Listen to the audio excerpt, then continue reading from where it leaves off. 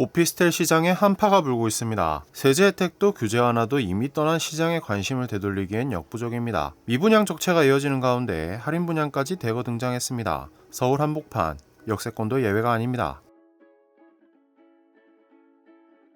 요즘 서울 오피스텔 분양 시장에는 1억 원 할인 분양이 드물지 않습니다. 용산 남영역 인근에 위치한 A 오피스텔은 15% 할인 분양을 진행하고 있습니다. 소형 오피스텔 분양가를 8억 원대에 책정한 점을 고려하면 할인폭이 이미 1억 2천만 원에 달합니다. 여기에 계약금 2천만 원 정액제에 선착순 입주지원금도 있죠. GTX 역세권에서도 할인 분양이 진행되고 있습니다. 상봉역 인근에 공급된 B 오피스텔은 최대 25% 할인 분양을 하고 있습니다. 3룸을 6억 원대에 분양했는데 할인폭으로 치면 최소 1억 5천만 원에 달합니다. 심지어 본인 부담금 0원 분양도 있습니다. 도봉구 창동의 C 오피스텔은 최대 40% 할인 분양을 진행했는데요. 은행에서 60% 대출을 받으면 당장 한 푼도 안 쓰고 분양받을 수 있다는 시기였습니다. 분양 단지들의 이렇게 절절한 구애에도 시장의 반응은 차갑습니다. A 오피스텔은 2022년 분양을 시작했고 결국 지난해 11월에 입주까지 마쳤습니다. 그래도 1년 넘도록 미분양을 다 털지 못하고 있죠. B, C 오피스텔도 상황은 비슷합니다. 시장의 관심이 사라지니 공급도 확 쪼그라들었습니다. 부동산 114 자료에 따르면 2020년만 해도 1만 5천여 실씩 나왔던 오피스텔 공급 물량은 2022년에 3천 실 규모로 줄더니 올해 예정 물량을 합쳐도 3년간 1만 실도 안 되는 수준입니다.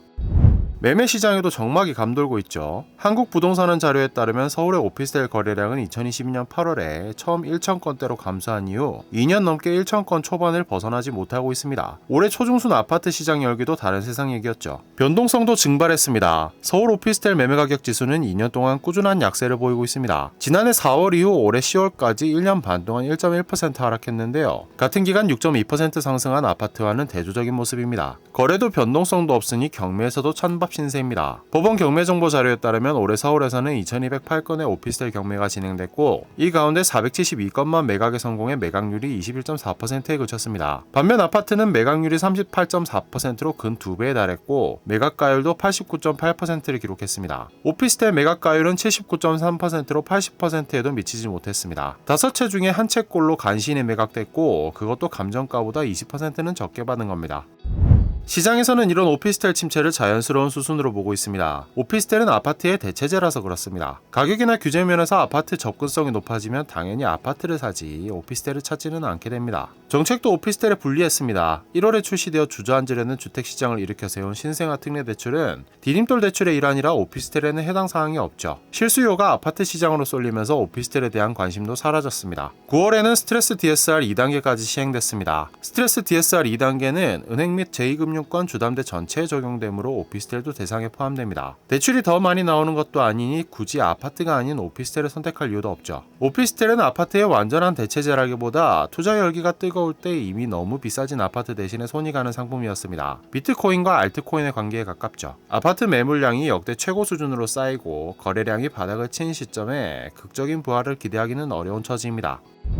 오피스텔 전망이 전반적으로 불투명한 상황입니다만 유독 서울 소형에 대한 관심만은 소폭 늘고 있습니다. 정부가 주택 공급 일환으로 비아파트 지원을 강화하기로 하기도 했고 임차 수요도 상당한 상황이라 그렇습니다. 특히 월세가 치솟고 있습니다. 한국부동산원 자료에 따르면 오피스텔 월세 가격 지수는 올해에만 1.48% 오른 것으로 나타났습니다. 임대 수익이 개선되면 투자 수익률도 높아지니 투자 수요도 생깁니다. 이 와중에 금리 인하도 단행됐습니다. 상황이 이렇다 보니 서울에서는 약간의 상승도 관측됩니다. 한국부동산원 자료에서 서울 아파트는 8월부터 미미하나마 상승 전환을 했습니다. 물론 여러 호재에 비해 상승폭은 미미한 수준입니다. 오피스텔 시장에 관심이 있더라도 신중한 판단이 필요할 것으로 보입니다. 오늘 준비한 이야기는 여기까지입니다. 이야기가 마음에 드셨다면 구독과 좋아요, 알림 설정도 부탁드립니다.